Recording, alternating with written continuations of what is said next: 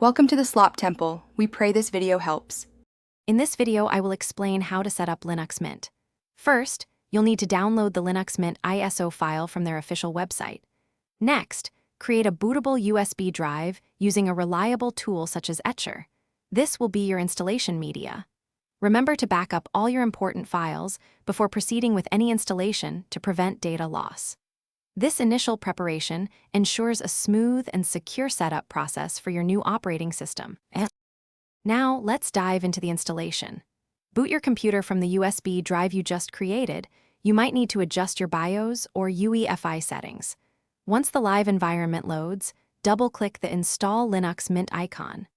Follow the simple on-screen prompts to select your preferred language and keyboard layout.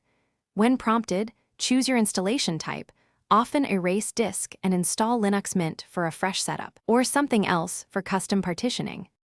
After a successful installation and reboot, there are a few crucial steps to take. First, immediately update your system software to ensure you have the latest security patches and features. Next, install any necessary drivers for your graphics card and Wi-Fi adapter to optimize performance and connectivity. Finally, take some time to explore the software manager, where you can easily find and install a wide array of applications to customize your new Linux Mint experience. To truly make Linux Mint your own, dive into customization. Personalize your desktop environment with different themes, icons, and widgets to match your style. Learning a few basic terminal commands can also give you powerful control over your system. For example, sudo apt update keeps your packages current.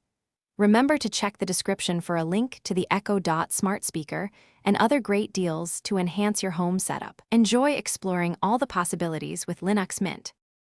Thanks for watching. Consider subscribing if we helped you.